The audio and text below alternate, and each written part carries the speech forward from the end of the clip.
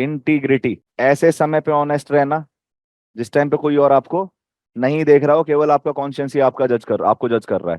तो ऐसे टाइम पे मतलब किसी को दिखाने के लिए आप ऑनेस्ट नहीं है, आप एक्चुअली ऑनेस्ट हैं। तभी आप ऑनेस्ट रहेंगे जब कोई नहीं भी देख रहा है तो भी। कंसिस्टेंसी जो टर्म है ना, मतलब बीइंग कंसिस्टेंसी या consistency,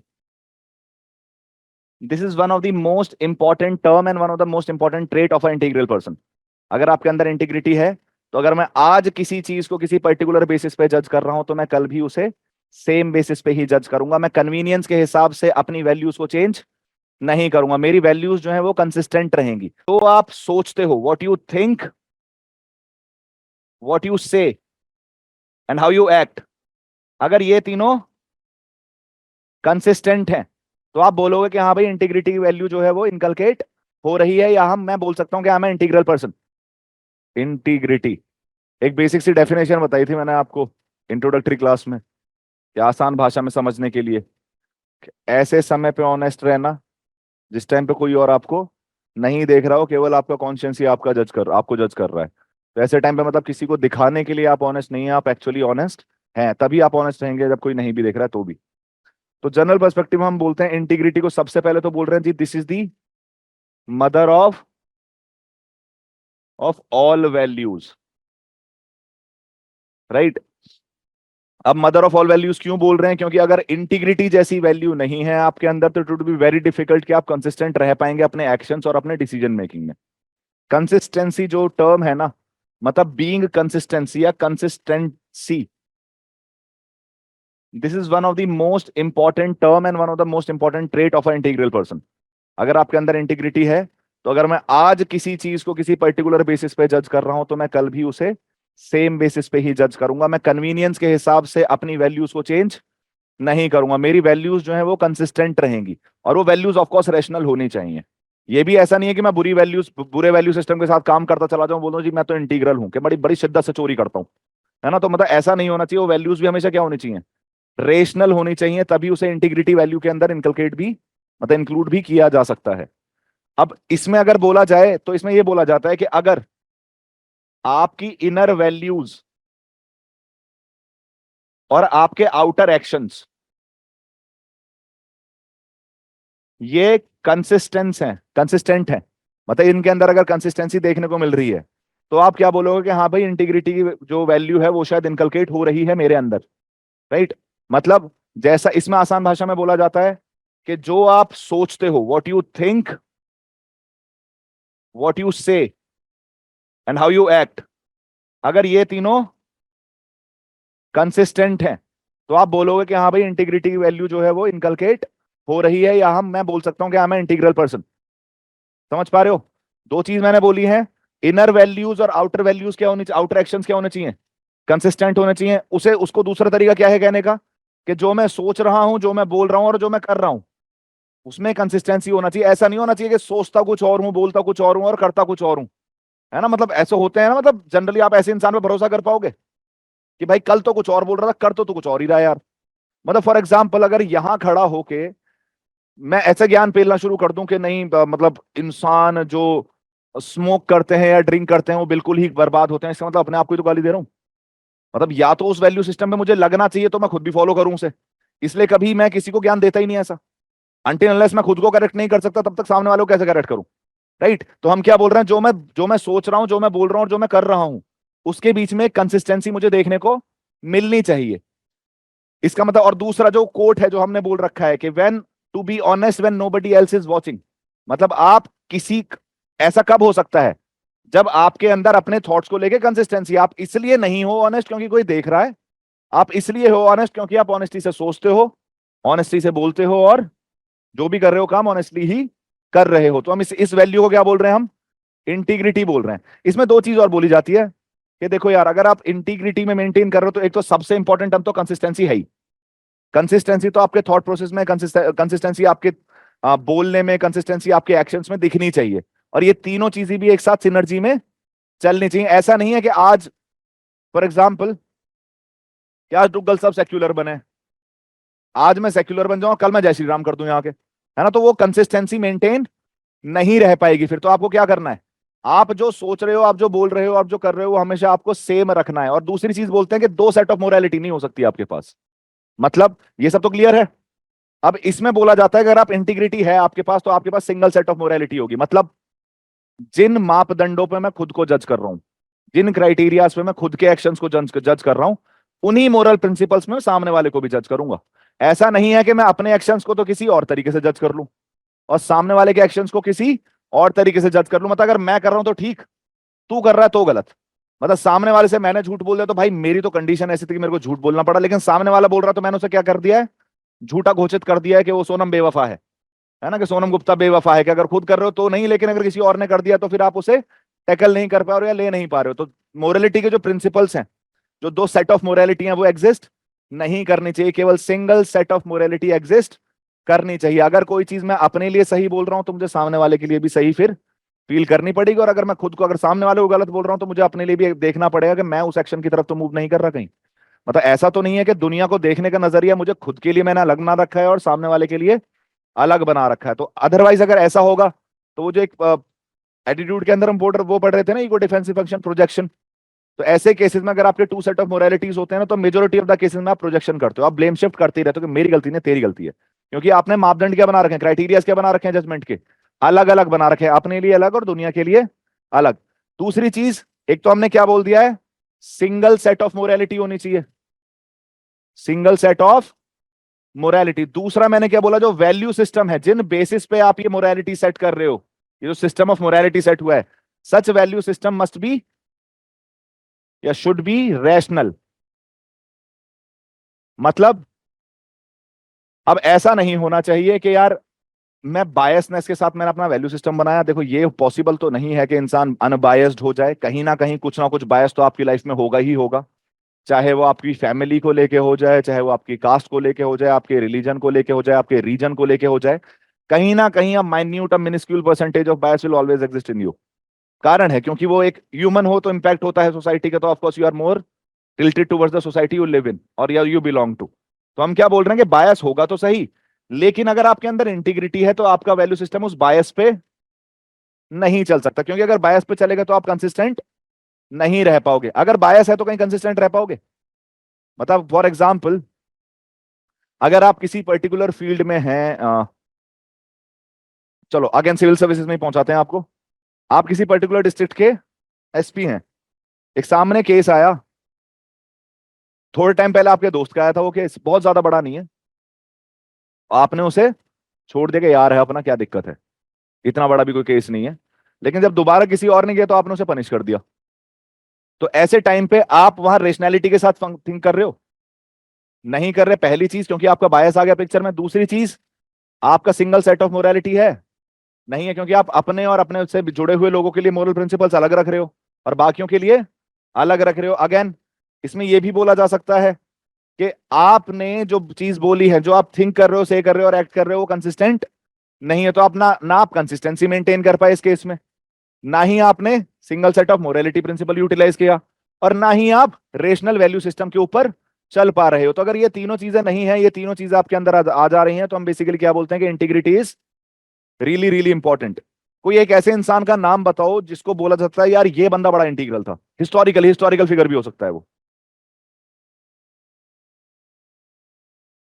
Chanakya was integral, APJ Abdul Kalam बोल सकते हैं, महात्मा गांधी,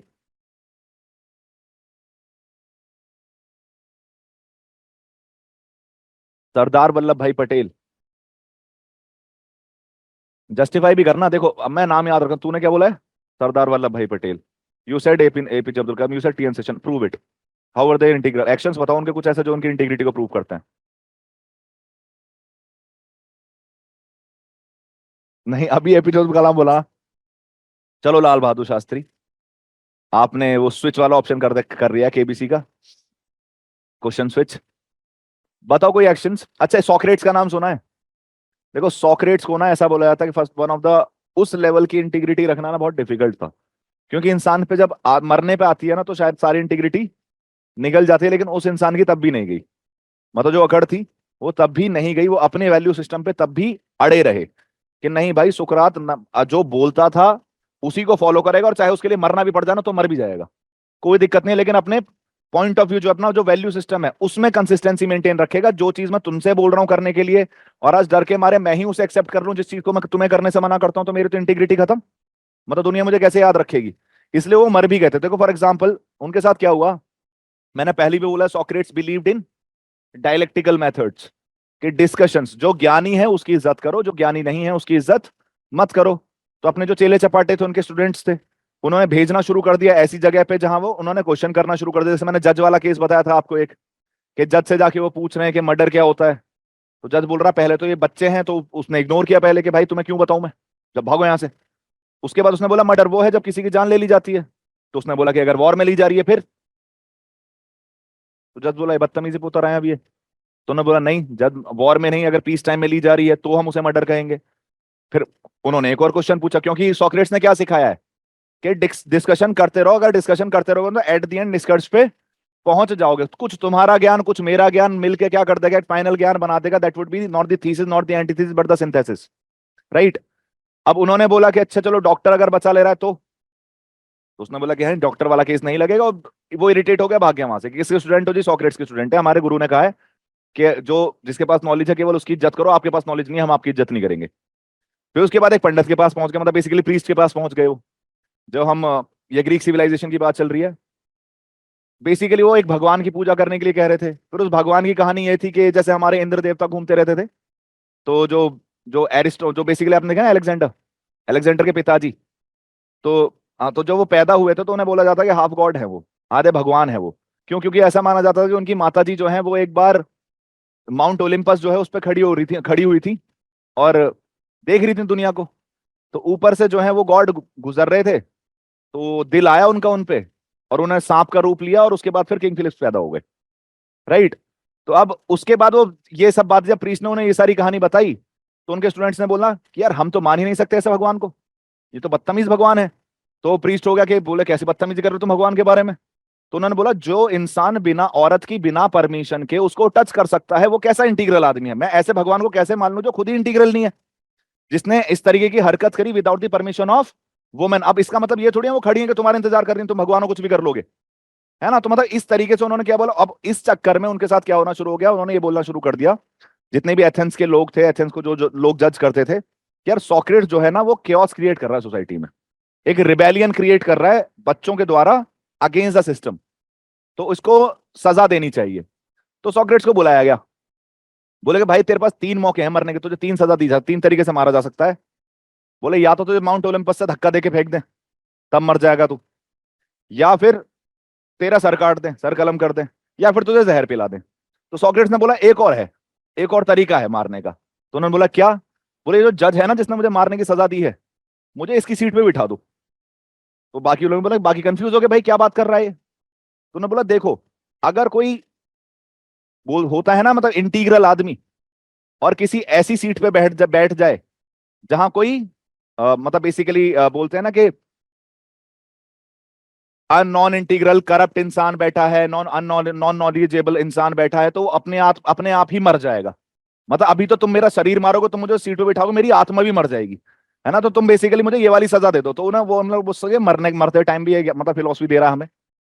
तो उन्होंने बोला कि फिर उसके बाद प्लेटो आता है उनके पास, Plato was a student of Socrates. उन्होंने बोल रखा था कि भाई सर वहां के घोड़ा खड़ा है बाहर, अभी बैठो और निकलो यहाँ से, कोई नहीं, मरने की जरूरत नहीं है इन सब चीजों के लिए, आप जाओ यहाँ से, हमने पूरा अरेंजमेंट कर दिया है। तो उन्होंने सॉक्रेट्स ने बोला कि यार देख तू ऐसा कर, मरूंगा तो मैं जरूर, क्योंकि इतने टाइम से जो मैं तुम्हें टीच करता आया हूं मैं खुद नहीं भागूंगा वहां से, नहीं तो मेरी टीचिंग्स का कोई फायदा होगा नहीं। तू मेरा एक काम कर दे बस, मैंने ना कल रात को एक मुर्गी ली थी एक इंसान से, उसके पैसे नहीं दिए थे, तो उसके पैसे लौटाइया। मतलब मैं डेट में नहीं मरना चाहता, समझ पा रहे हो। मतलब वो मरते टाइम भी उन्हें ये देखने को मिल रहा है कि वो कंसिस्टेंट रह पा रहे हैं अपने वैल्यू सिस्टम के साथ या फिर नहीं रह पा रहे, उनके पास ऑप्शन है फिर भी वहां से छोड़ के नहीं जा रहे। तो इसलिए हम क्या बोलते हैं, इंटीग्रिटी जो वैल्यू है ना वो, अगर आप इंटीग्रल हैं तो देखो आप ऑनेस्ट भी रहोगे, अगर आप इंटीग्रल हैं तो आप ऑब्जेक्टिव भी रहोगे, अगर आप इंटीग्रल हैं तो आप ट्रांसपेरेंट भी रहोगे और बेसिकली आप टॉलरेंट भी रहोगे। समझ पा रहे हो? तो इंटीग्रिटी को हम क्या बोलते हैं, दी mother of all value. Similarly अगर हम महात्मा गांधी का केस लें, महात्मा गांधी का वैल्यू सिस्टम क्या है? Non violence, non cooperation movement के बाद चौरी चौरा इंसिडेंट हुआ, उसके बाद वो चाहते तो कंटिन्यू कर सकते हैं लेकिन उनके वैल्यू सिस्टम के साथ कहीं ना कहीं वो मैच नहीं करता, तो उन्होंने क्या कर लिया, पूरे मूवमेंट को ही वापस ले लिया। सिमिलरली हम राजा राम मोहन रॉय की बात करते हैं। राजा राम मोहन रॉय ने क्या किया, देखो जिस टाइम पे वो सती एबॉलिशन के लिए फाइट कर रहे थे तो पूरी सोसाइटी ने उन्हें ऑस्ट्रेसाइज किया था, पूरी सोसाइटी से उन्हें अपोजिशन झेलने को मिली थी। देखो एक चीज बोली जाती है, पूरी दुनिया में आप जब कुछ करते हो, चाहे पूरी दुनिया अगेंस्ट हो जाए, लेकिन अगर आपकी फैमिली अगेंस्ट हो जाए तो ज्यादा डिफिकल्टी होती है आपके साथ। अगर आपको ऐसा देखने को मिलेंगे मुझे गाली देने वालों में मेरी माँ भी खड़ी है, तो फिर शायद आपके लिए वो बहुत ज्यादा मतलब हर्टफुल हो जाए, टफ हो जाएगा। लेकिन राजा राम मोहन रॉय के साथ ऐसा हुआ, लेकिन फिर भी वो सती एबॉलिशन के लिए कंटिन्यूसली फाइट करते रहे, उन्होंने स्ट्रगल दी और इवेंचुअली 1829 में रेगुलेशन एक्ट आपको आता हुआ दिख जाता है, which was extended to rest of India in 1830। Multiple cases Indian history में आपको इंटीग्रिटी के देखने को मिल सकते हैं। अच्छा एक बात बताओ, अगर इंटीग्रिटी मुझे बढ़ानी है सिविल सर्विसेज के अंदर तो किस तरीके से बढ़ाई जा सकती है? How can I improve the integrity of the people working in the civil society?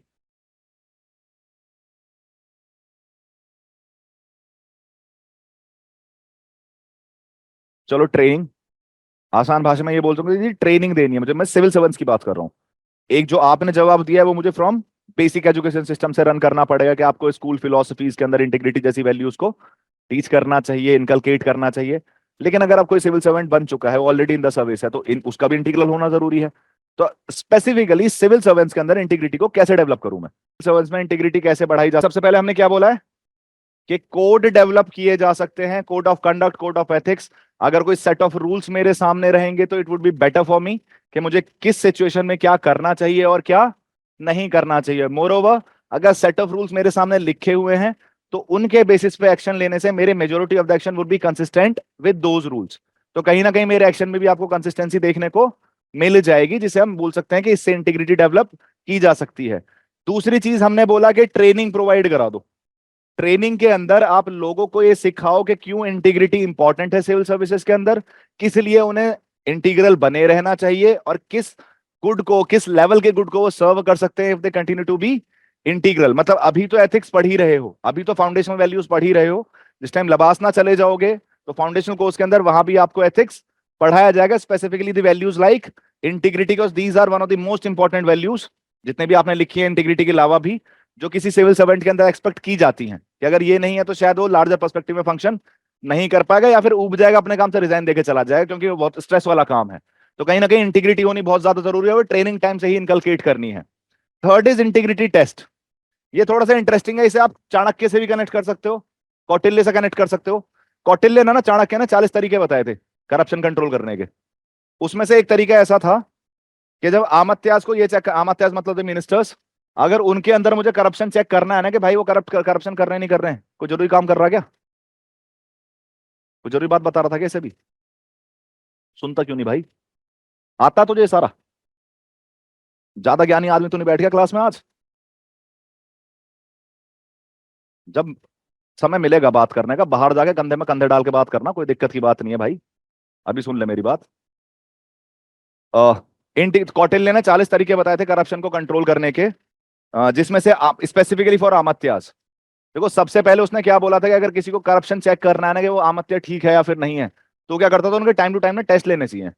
अब टेस्ट कैसे लेने चाहिए? अब हमेशा कौटिल्य ये बोल के गया है कि राजा को ये मेक श्योर करना चाहिए कि मिनिस्टर इतना स्ट्रांग ना हो जाए कि उसी के खिलाफ बगावत कर दे, उसी के अगेंस्ट रिबेलियन कर दे। इसलिए कभी भी दो आमत्या नहीं रखना, हमेशा ऑड में रखना कि अगर दो प्लानिंग प्लॉटिंग कर भी रहेंगे तो एक आके तुम्हें बता देगा। दूसरी चीज उन्होंने बोली कि इनका ना इंटीग्रिटी टेस्ट लेते रहा करो। राजा को हमेशा अमात्य का अपना इंटीग्रिटी टेस्ट लेते रहना चाहिए। फॉर एग्जाम्पल उन्हें क्या करना चाहिए, एक मैसेंजर के थ्रू अमात्य के पास एक मैसेज पहुंचाना चाहिए कि रानी का मैसेज आया है कि तुम्हें बड़ा पसंद करती हैं वो, है ना, और वो तुमसे शादी करके राजपाट संभालना चाहती हैं, तो वो राजा के अगेंस्ट तुम्हारे साथ मिलकर एक प्लानिंग प्लॉटिंग करने की कोशिश कर रही है। अगर वो अमात्य आ गया इन बातों में और चला गया रानी के पास, तो समझ जाओ भाई के साथ क्या होगा। लेकिन अगर अगर वो इंटीग्रल है तो ऑफकोर्स क्या बोलेगा, यार मैं अपने राजा के अगेंस्ट क्यों जाऊंगा, मतलब वो किंग है मेरा, उसके उसके अंडर फंक्शन कर रहा हूं, तो इसको भगाओ यहां से, रानी को बोलो कि मैं नहीं कर सकता ये काम।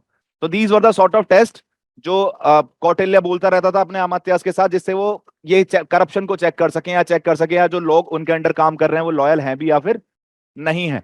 तो कुछ ऐसा ही इंटीग्रिटी टेस्ट आज की डेट में भी चल रहा है। कि सिविल सर्वेंट्स के पास किसी रैंडम इंसान को भेज दिया जाएगा गरीब सा बना के, और उसको काम निकलवाने के लिए उसे ब्राइब ऑफर करेगा वो। अगर भाई ने ब्राइब ले ली फिर आपको पता है क्या होगा, और अगर नहीं ली तो फिर दुनिया को पता चल जाएगा कि हाँ ये इंटीग्रल है, या फिर उसे पहली इंफॉर्मेशन मिल गई हो कि कोई देने आने वाला है डिपार्टमेंट की तरफ से, है ना। तो मतलब जनरली इंटीग्रिटी टेस्ट को मेंटेन करना ये एक पर्सपेक्टिव है कि आप जिससे ये चेक कर सकोगे कितने इंटीग्रल लोग हैं, कितने ऐसे लोग हैं जो वैल्यू सिस्टम को फॉलो कर रहे हैं और कितने नहीं जो वैल्यू सिस्टम को फॉलो नहीं कर रहे। राइट। लास्ट हमने बोला है कि रिवॉर्ड एंड पनिशमेंट। अगर कोई इंटीग्रल इंसान है, अगर कोई वैल्यू सिस्टम पे रन कर रहा है तो उसको क्या किया जाएगा, उसको रिवॉर्ड दिया जाए, और अगर कोई उसके अगेंस्ट जा रहा है तो उसको पनिश किया जाए। देखो इमरजेंसी के टाइम पे पता है क्या बोला गया था, इमरजेंसी के टाइम पे ये बोला गया था कि जिस टाइम इंदिरा गांधी ने इमरजेंसी लगाई तो जो ब्यूरोक्रेसी थी ना उसको बस इतना झुक के काम कर सकती है, उससे थोड़ा सा झुकने की जरूरत तो थी क्योंकि ऑर्डर है इमरजेंसी का। लेकिन उस ब्यूरोक्रेसी ने क्या करा, वो जमीन पे लेटी और उसने क्रॉल करना शुरू कर दिया। मतलब बिल्कुल ही नौकरशाही पे उतरा है, उसने ये भी जज करने की कोशिश नहीं की कि जो चल रहा है ये सही चल रहा है या फिर नहीं चल रहा है। तो आप ऐसा नहीं है कि आप पॉलिटिशियंस आपको कुछ भी बोल दे रहे हैं, चाहे वो अनएथिकल भी है इमोरल भी है तो भी आप उसे फॉलो कर रहे हो। इमरजेंसी के टाइम पे कुछ ऐसा ही हुआ था कि आपने ये सेंटेंस बहुत अच्छा लगता है मुझे कि where you could bend you started crawling. मतलब आप अगर शायद केवल बेंड करते तो आप क्वेश्चन करते हो ना कि यार ये काम क्यों करना है, मतलब ये तो अनएथिकल, ये तो इमोरल है। आप इमरजेंसी का मतलब ये थोड़ी कि आप कुछ भी कर दोगे। लेकिन उस टाइम पे शायद इंटीग्रिटी ब्यूरोक्रेसी ने अपनी लूज की, और उस टाइम पे हमें ये भी समझ में आया कि इंटीग्रल होना कितना इंपॉर्टेंट है, अदरवाइज दुनिया ये देश जो है ये चल पाएगा नहीं अगर ब्यूरोक्रेसी कंप्लीटली किसके हाथ में देखने को मिल जाए मुझे, पॉलिटिकल कंट्रोल में, और मोरालिटी और रेशनैलिटी उसमें से गायब हो जा रही है। अगर कोई ऐसी काम कर रहा है जो इमोरल है तो उसे पनिश भी करना चाहिए, लेकिन हमारे यहाँ थोड़ा सा उल्टा होता है। अगर कोई एकदम ही सिस्टम के अगेंस्ट चला गया है, बिल्कुल कॉम्प्रोमाइज करने को तैयार नहीं है, तो उसे सफर कराया जाता है। और अगर कोई सिस्टम का हिस्सा बन जा रहा है तो शायद उसे फिर रिवॉर्ड दिया जा रहा है। देखो ऐसा तो नहीं है ये कहना कि सारे ब्यूरोक्रेट्स करप्ट है, सारे पॉलिटिशियंस करप्ट है। ये तो बहुत ही कन्वीनियंट वे है अपने आप को मतलब कन्वर्सेशन को ही खत्म कर देने का कि जी क्या बात कर रहे हैं, सब करप्ट हैं। अगर सब करप्ट हैं देश चल कैसे रहा है? मतलब अगर सभी करप्ट होते, कोई काम ही नहीं कर रहा होता, तो इतना बड़े देश को चला कौन रहा है? मतलब ऐसे लोग भी तो एग्जिस्ट कर रहे हैं ना जो दिन रात लगे पड़े हैं देश की सेवा के लिए। जो आप की मेजोरिटी देखो, छुट मई एमएलए और एमपी को देख के ये नहीं समझना चाहिए कि मिनिस्टर्स मेहनत नहीं करते। जब आप कैबिनेट लेवल पे जाके देखते हैं, मिनिस्ट्री ऑफ स्टेट वगैरह में जाके देखते हैं, तो आपको देखने को मिलता है कि उनके पास सोने का समय नहीं है। मतलब वो अपने जो ट्रैवलिंग टाइम है उसी में अपने वो मैनेज कर रहे हैं कि इस टाइम पे नींद पूरी हो जाए मेरी। This goes with the bureaucrats as well.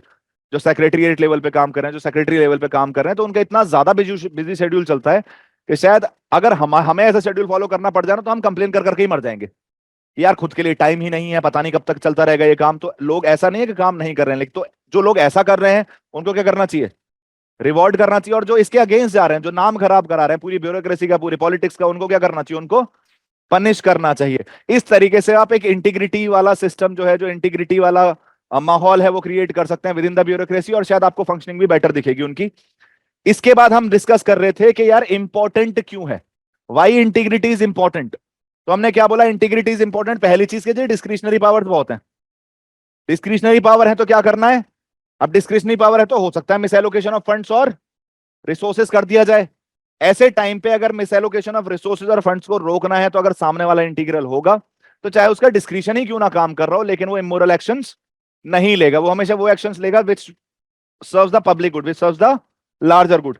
Second हमने बोला कि उसकी अप्रोच जो रहेगी वो ऑब्जेक्टिव रहेगी, इमोशंस में नहीं बहेगा। जो जो सेट ऑफ मोरालिटी है वो जो जो मतलब सबके लिए वो सेम रहेंगे। मतलब सही है तो सही है, गलत है तो गलत है, उस सामने वाले इंसान और सिचुएशंस के अकॉर्डिंग चेंज नहीं होगा। मतलब आप अपना मोरालिटी सिस्टम या जो आपकी मोरल वैल्यू सिस्टम है वो कन्वीनियंस के अकॉर्डिंग स्विच नहीं कर सकते। वो अगर किसी चीज को आपने सही माना है तो सही ही रहेगी, और जिस चीज को गलत माना है वो हमेशा गलत ही रहेगी। तो वो ऑब्जेक्टिव डिसीजन मेकिंग में हेल्प करेंगे। दूसरा, ऐसा इंसान डेडिकेटेड रहेगा टुवर्ड्स द पब्लिक सर्विस। वो अगर आप इंटीग्रल हैं तो आप कोई ऐसा काम नहीं करेंगे जो पब्लिक सर्विस के अगेंस्ट चले जाए। You always try to serve the public. और क्या हो सकता है,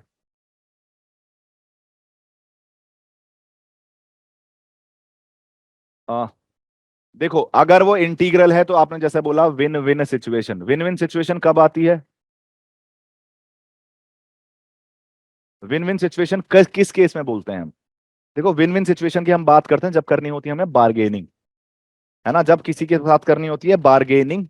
तो मैं बोलता हूं कि भाई for example Ahmedabad mill strike का सुना है? 1919 1918 1918 अगस्त 1918 अगस्त में अहमदाबाद मिल स्ट्राइक हुई। उसमें वर्कर्स क्या मांग रहे थे कि हमें 50% चाहिए इंक्रीमेंट। वो क्या बोल रहे हैं, हम मिल ओनर्स क्या बोल रहे हैं कि 20% दे पाएंगे। उसके बाद क्या बोला कि आप ऐसे मिडिल ग्राउंड पे पहुंचो कि सबको ऐसा, दोनों को ऐसा लगे कि यार हमारी जीत हुई है। तो गांधी ने आगे क्या किया, गांधी ने आके उसको 35% करा दिया। तो ना वो 20% जितना कम रहा और ना वो 50% जितना ज्यादा रहा। तो जब आप बार्गेनिंग सिचुएशन में आते हो तो आप कुछ ऐसी सिचुएशन अचीव करने की कोशिश करते हो जहां दोनों जीत जाएं। अब मेरा सवाल आपसे ये है, क्या ये ब्यूरोक्रेसी में फिट बैठेगा? क्या पब्लिक को ब्यूरोक्रेसी के साथ बार्गेन करने की जरूरत है?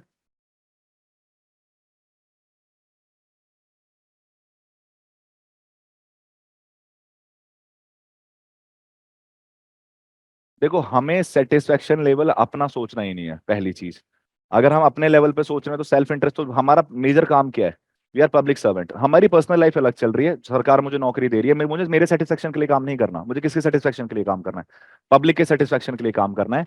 तो विन विन सिचुएशन उस केस में आती है जहां आपको ये देखना पड़ेगा यार थोड़ा कर सकता हूँ, थोड़ा नहीं कर सकता। दिस वुड बी मतलब एप्लीकेबल जहां कोई भी डिलेमा सिचुएशन है। अगर कोई डिलेमा सिचुएशन, अगर आप किसी ऐसी सिचुएशन में फंस चुके हो जो आपको लग रहा है कि यार दोनों ही सही हैं, और अगर एक को भी छोड़ता हूं तो कुछ ना कुछ मिस्टेक हो जाएगी, कुछ गलती हो जाएगी।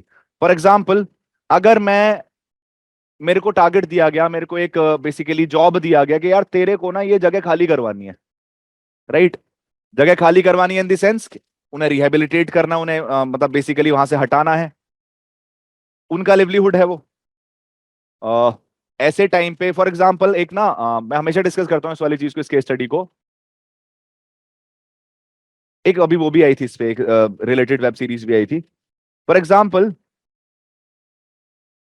आप एक ब्यूरोक्रेट हो एक पर्टिकुलर डिस्ट्रिक्ट में पोस्टेड, आपसे बोला गया है यार ये जो जगह है इसको खाली कराना, और ये ट्राइबल ग्रुप है एक, इन ट्राइब्स को इससे इस जगह से हटाना है। क्यों? क्योंकि वो जो सामने वाला माउंटेन है ना, वो यूरेनियम रिसोर्स है। लेकिन इस ट्राइबल ग्रुप के लिए वो यूरेनियम रिसोर्स नहीं है, इस ट्राइबल ग्रुप के लिए क्या है, इनके देवता हैं, राइट? वो इसे पूजते हैं। अगर वो उसे पूज रहे हैं और उनसे बोलना कि नहीं आप उसके पास मत जाओ, तो कहीं ना कहीं आप उनके बिलीफ सिस्टम के अगेंस्ट फंक्शन कर रहे हो। लेकिन अगर आप उन्हें वहां रहने दे रहे हो तो आप उन्हें रेडियो एक्टिविटी में मरने के लिए छोड़ रहे हो। ऐसे टाइम पे मुझे क्या करना चाहिए कि मैं उनका वेलफेयर भी कर सकूं, और certainly without hurting their sentiments, और मैं ये भी मेक श्योर कर सकूं कि जो यूरेनियम जैसा जो रिसोर्स जो देश की डेवलपमेंट के लिए एक लार्जर पर्सपेक्टिव में काम आ सकता है, उसको भी यूटिलाइज किया जा सके। तो ऐसे टाइम पे एक इंटीग्रल इंसान will reach a win win situation. तो win win situation normal conditions में अप्लाई नहीं हो सकती। This will be applied in a situation जहां आप किसी भी डिलेमा सिचुएशन में, कोई भी डिलेमा वाला सिचुएशन है आपका, तो आप क्या करोगे, विन विन सिचुएशन की तरफ, या फिर कॉम्प्रोमाइज ऐसा करेंगे कि उनको भी नुकसान ना हो और लार्जर पर्सपेक्टिव में कॉमन गुड को भी नुकसान ना हो। तो इंटीग्रल आदमी, इंटीग्रल इंसान या इंटीग्रिटी वाला जो भी ब्यूरोक्रेट होगा, that will he will always, he or she will always take the decision in a public good or the common good. आप हमेशा याद रखना, मैं बार बार बोल रहा हूँ चीज को, अपने बारे में नहीं सोचेगा, हमेशा लार्जर गुड और कॉमन गुड के बारे में सोचेगा। क्लियर है? ये यहां तक तो क्लियर हो गया ना कि बेसिक डेफिनेशन क्या है, सबसे इंपॉर्टेंट टर्म क्या है हमारे पास? कंसिस्टेंसी। कंसिस्टेंसी किसकी? इनर वैल्यूज की और आउटर एक्शंस की। दूसरी चीज, जो सोच रहे हो, जो बोल रहे हो और जो कर रहे हो, ये भी कंसिस्टेंट रहने चाहिए।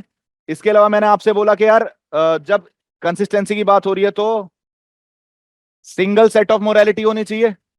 मतलब लोगों के लिए, मेरे लिए अलग और सामने वाले के लिए अलग मोरालिटी नहीं हो सकती। वैल्यू सिस्टम रेशनल होना चाहिए। ऐसा नहीं है कि आप बायस्ड या फिर इमोशनल वैल्यू सिस्टम पे चलने के बाद बोलो देख यार कंसिस्टेंट है, चोरी कर रहा हूं हर बार कर रहा हूं, लेकिन ऐसा नहीं हो सकता। आपका वैल्यू सिस्टम हमेशा रेशनल और लॉजिकल होना चाहिए। दूसरी चीज हमने ये डिस्कस किया कि किस तरीके से इंप्रूव की जा सकती है, तो हमने बोला code of conduct, code of ethics लगा सकते हैं। तो एक वैल्यू सेट वैल्यू सिस्टम रहेगा तो फॉलो करना ज्यादा आसान रहेगा, कंसिस्टेंट बने रहना ज्यादा आसान रहेगा। दूसरा, ट्रेनिंग प्रोवाइड की जा सकती है विद इन दी इंस्टीट्यूशंस और बीच में भी, जो होते हैं ना प्रोबेशन पीरियड्स, प्रोबेशन पीरियड में दी जा सकती है। फिर ऑन ट्रेनिंग आप जा सकते हो, with in the service training जा सकते हो, उसमें भी आपको ट्रेन किया जा सकता है। इंटीग्रिटी टेस्ट जैसे जो मेजर्स हैं, कौटिल्य से कनेक्ट कर सकते हो आप लिखते टाइम भी इसे, उनको यूटिलाइज किया जा सकता है। रिवॉर्ड एंड पनिशमेंट लॉजिक काम करेगा। इंपॉर्टेंट क्यों है? इंपॉर्टेंट इसलिए है क्योंकि डिस्क्रिशन है, तो अगर डिस्क्रिशन है तो इंटीग्रल आदमी ही सही डिसीजंस ले पाएगा, ऑब्जेक्टिव डिसीजंस ले पाएगा, डेडिकेटेड रह पाएगा टुवर्ड्स द पब्लिक सर्विसेज। और उसके बाद क्या बोला था मैंने, अगर डिलेमा सिचुएशन आ रही तो विन विन सिचुएशन को अचीव कर पाएगा। कुछ एग्जांपल्स आप लिखोगे रियल लाइफ एग्जांपल्स में, जैसे सोक्रेट्स का नाम लिखोगे, राजा राम मोहन रॉय का नाम लिखोगे, गांधी का नाम लिखोगे, सुभाष चंद्र बोस का नाम लिखोगे। For example, no matter what happened, मतलब उन्हें जो उनके आइडियल थे, मतलब जिनको उन्होंने आइडियली माना कि यार this is the ideal human being, और जिनको उन्होंने अपना आइडल बनाया, बेसिकली महात्मा गांधी। बापू नाम भी सुभाष चंद्र बोस ने ही दिया था, सिविल सर्विसेज छोड़ने के बाद 1920 के अंदर जब उन्होंने आके ज्वाइन करा तब भी महात्मा गांधी को ही किया। लेकिन उन्होंने ये सोचा यार गांधी के अकॉर्डिंग मैं चल रहा हूं पिछले 19-20 सालों से, लेकिन ना मैं ऐसा सोचता, ना मैं ऐसा बोल रहा, और मेरे एक्शंस वो नहीं जा रहे जो मेरे थॉट प्रोसेस है। तो उन्होंने क्या करा, अपने आप को वहां से अलग किया, और उन्होंने अपने अपने थॉट प्रोसेस को, अपने एक्शंस को कंसिस्टेंट बनाया, और फिर इवेंचुअली जाके इंडियन नेशनल आर्मी को एस्टेब्लिश किया, इंडियन नेशनल आर्मी की कमान संभाली। राइट। तो हम क्या बोल रहे हैं, सर्टेन एग्जांपल्स हमारे पास हो सकते हैं जिसे आप इंटीग्रिटी के अंदर डाल सकते हो। आप माइथोलॉजी से एग्जांपल उठा सकते हो, लॉर्ड श्री राम को उठा सकते हो, इंटीग्रिटी की मूर्त है वो, मतलब वो पूरी कहानी ही इंटीग्रिटी के ऊपर लिखी है कि भाई इंटीग्रिटी सही काम करूंगा। जैसे फॉर एग्जांपल क्वेश्चन किया जाता है हमेशा कि सीता जी के साथ जो किया वो तो गलत किया। सीता जी को आपने आने के बाद उनके लिए इतनी स्ट्रगल भी की, लेकिन जब आपने कुछ लोगों के कहने पे उन्हें छोड़ दिया, त्याग भी दिया, उन्हें बोल दिया कि जाके जंगल में रहो। अब ऐसे टाइम पे ये जो लॉजिक है ना, इसको थोड़ा सा इंडिविजुअल पर्सपेक्टिव से, अगर आप ये पर्सनल पर्सपेक्टिव से सोचोगे तो शायद आपको ये गलत दिखेगा, लेकिन एक इंटीग्रल आदमी क्या करेगा, अपने बारे में सोचेगा, लार्जर गुड के बारे में सोचेगा। लार्जर गुड के बारे में तो राज धर्म पे चलेगा या फिर पर्सनल धर्म पे चलेगा। लार्ज धर्म पे, मतलब एक लार्जर गुड है जो राज धर्म है उसके ऊपर चलेगा। ऐसे टाइम पे कौटिल्य ने ये बोला है कि भाई देखो पर्सनल जो चीजें हैं ना वो पर्सनल रहती हैं, लेकिन राजा को हमेशा जीवन किसके लिए डेडिकेटेड रहना चाहिए, अपने सब्जेक्ट और अपनी प्रजा के लिए। तो ऐसे टाइम पे अगर प्रजा किसी भी तरीके से इंपैक्ट हो रही है गलत तरीके से, तो राजा का सबसे पहला धर्म क्या होगा, टूवर्ड्स हिज सब्जेक्ट्स। तो वहां भी एक मैसेजिंग इस तरीके से की गई है कि आप, ऐसा नहीं होगा कि अगर आपका पर्सनल मैटर कुछ आ गया तो आप जनता का भला छोड़ दोगे। आपको इवेंचुअली एट द एंड किस पे जाके रिलाई करना है, कि बाकी लोग जो आपके ऊपर रिलाई कर रहे हैं, जो आपको एज अ राजा की तरह देख रहे हैं, जो आपको as a for example present time as a PM की तरह देख रहे हैं, तो आप पर्सनल मैटर्स या पर्सनल गेन्स के लिए उनका नुकसान नहीं कर सकते। उनको सर्वोपरि रखना सबसे ज्यादा जरूरी है, सबसे ऊपर रखना सबसे ज्यादा जरूरी है। तो यही सारी वैल्यूज क्या है, इंटीग्रिटी की वैल्यूज हमें डिफरेंट डिफरेंट केसेस में देखने को मिल जाती हैं। महाभारत में भी मल्टीपल इंसिडेंट्स हैं, लेकिन आप इंडियन हिस्ट्री से, जो बेसिकली मॉडर्न हिस्ट्री है, वहां से उठा सकते हो, एंशिएंट हिस्ट्री है वहां से उठा सकते हो। इवेंचुअली इक्का दुक्का एग्जांपल जो हमारी हिस्ट्री है, रिलीजियस हिस्ट्री है, वहां से भी, रिलीजियस फिलोसफीज है वहां से पिक कर सकते हो। क्लियर है ये चीज, इंटीग्रिटी लिखेंगे इसके बारे में online. Types of integrity heading डाल लो इसकी, लिखना तब जब मैं डिक्टेट करूंगा। देखो 3 टाइप की इंटीग्रिटी मानी गई है। One is moral integrity, second is intellectual integrity, and third one is organisational integrity. Moral integrity का मतलब जो अभी अभी डिस्कस कर रहे थे हम, कि भाई जो अपने ऊपर मापदंड लगा रहे हो, जो अपने ऊपर क्राइटेरिया लगा रहे हो, दूसरे को भी उसी हिसाब से जज करो। मतलब ऐसा नहीं कि अपने एक्शंस को तो जस्टिफाई कर दिया है, लेकिन सामने वाले के एक्शंस को जस्टिफाई नहीं करो, उसे गलत बता दिया क्योंकि आपका नुकसान हो गया है। तो हमें क्या करना है, मोरालिटी, मोरल प्रिंसिपल्स को रखना है और उन्हें कंसिस्टेंट रखना है। उसे हम क्या बोल रहे हैं, मोरल इंटीग्रिटी। इंटेलेक्चुअल इंटीग्रिटी का मतलब क्या होता है,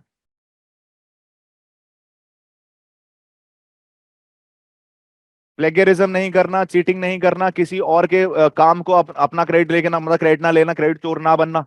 इसे हम क्या बोलते हैं, इंटेलेक्चुअल इंटीग्रिटी। इंटेलेक्चुअल प्रॉपर्टी का वायलेशन ना करना, मतलब फॉर एग्जाम्पल अगर ऐसा होना शुरू हो जाए कि मुझे आपको कोई नोट्स देने हो, राइट, मैं जाऊं किसी को कॉपी पेस्ट मारूं और आपको दे दूं, that is certainly not intellectually integral.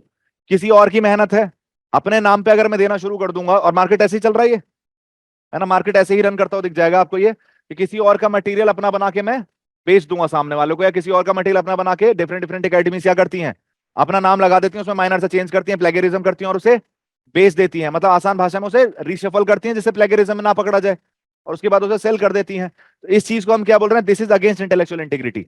किसी और की बुद्धि जहां लगी है उसे अपनी बुद्धि मत बताओ, अपनी बुद्धि खुद लगाओ, और उसमें कुछ, या तो कुछ एडिशन करो, या उसमें कुछ सब्ट्रैक्ट करो, या उसे बेटर करो। तब आप बोल सकते हो हाँ यार इसमें मेरा कंट्रीब्यूशन है इसलिए मेरा है। लेकिन किसी और का काम अपना बताना, किसी और का जो इंटेलेक्चुअल एफर्ट है वो अपना बता देना is not basically integral enough. तो इसको हम क्या बोलते हैं? इंटेलेक्चुअल इंटीग्रिटी इज समथिंग जब आप सामने वाले के थॉट प्रोसेस को, सामने वाले को इंटेलेक्चुअल वर्क को, सामने वाले की इंटेलेक्चुअल प्रॉपर्टी की अगर आप रेस्पेक्ट कर रहे हो, उसे हम क्या बोलेंगे? Intellectual integrity. For example NCERT की बुक्स देखी है? एनसीईआरटी की बुक्स में अगर कोई डेटा भी दिखता है ना, तो उसके नीचे आपको सोर्स लगा हुआ दिख जाएगा। कारण क्योंकि वो अपना क्लेम नहीं कर सकते, क्योंकि किसी और का वर्क है। अब किसी और का वर्क है, मैं अपने नाम से बेचना शुरू कर दूं, तो ये उसके साथ जाती है ना, जिसने मेहनत करके वो काम किया है। तो हम क्या बोलते हैं? इंटेलेक्चुअल इंटीग्रिटी, जिसका जो काम है उसको उसका क्रेडिट देना, क्रेडिट छीनना नहीं। अरविंद केजरीवाल नहीं बनना है ना? कि जी पॉल्यूशन क्यों हो रहा है? पॉल्यूशन इसलिए हो रहा है क्योंकि हरियाणा और पंजाब में पराली जल रही है, हम कुछ नहीं करेंगे। यमुना में पॉल्यूशन क्यों है? क्योंकि जी उत्तर प्रदेश और हरियाणा सारी पॉल्यूशन कर दे रहे हैं, दिल्ली में तो आगे साफ ही कर देते हैं हम। मतलब कहीं ना कहीं अगर आप रेस्पॉन्सिबिलिटी नहीं लोगे, तो आप किसी और का क्रेडिट लेना शुरू कर दोगे और किसी और को ब्लेम देना शुरू कर दोगे। That is projection. और अरविंद केजरीवाल नहीं है, मेजोरिटी ऑफ द लोगों के अंदर ये आदत होती है कि वो ब्लेम शिफ्ट करने की तरफ जाते हैं, अपनी गलती किसी और के ऊपर थोपने की कोशिश करते हैं। ऑर्गेनाइजेशनल इंटीग्रिटी क्या होती है? देखो, ऑर्गेनाइजेशनल इंटीग्रिटी होती है, कुछ मेरी पर्सनल वैल्यूज हैं, कुछ इस ऑर्गेनाइजेशन की वैल्यूज होंगी। अब जब मैं इस ऑर्गेनाइजेशन के अंदर काम कर रहा हूं, तो इट इज माय ड्यूटी कि मैं इस ऑर्गेनाइजेशन की वैल्यूज को अपने अंदर इंकलकेट करूं। मतलब मैं एक कंसिस्टेंसी लेके आऊं with my between my personal values and the organisational values. और शायद अगर मेरी कंसिस्टेंसी नहीं बैठ पाएगी, तो शायद मैं काम भी नहीं कर पाऊंगा। समझ पा रहे हो कि ऑर्गेनाइजेशनल वैल्यू क्या है? ऑर्गेनाइजेशन सर्टेन, हर ऑर्गेनाइजेशन की अपनी अपनी वैल्यूज हैं। जैसे अगर हम एजुकेशन इंडस्ट्री की बात करें, उसकी एक अपनी अलग वैल्यूज हैं। मीडिया एथिक्स की बात करें तो मीडिया ऑर्गेनाइजेशन की एक अलग वैल्यूज हैं। मिलिट्री ऑर्गेनाइजेशन की अपनी अलग वैल्यूज हैं। तो जब मैं अपनी पर्सनल वैल्यूज को उस पर्टिकुलर ऑर्गेनाइजेशन की वैल्यूज के साथ कंसिस्टेंट करने की कोशिश करता हूं, तो उसे हम क्या बोलते हैं? Organisational values. किसी भी तरीके से ऑर्गेनाइजेशन को हर्ट नहीं करना है for my personal gain. That is organisational integrity और दैट इज ऑर्गेनाइजेशनल एथिक्स।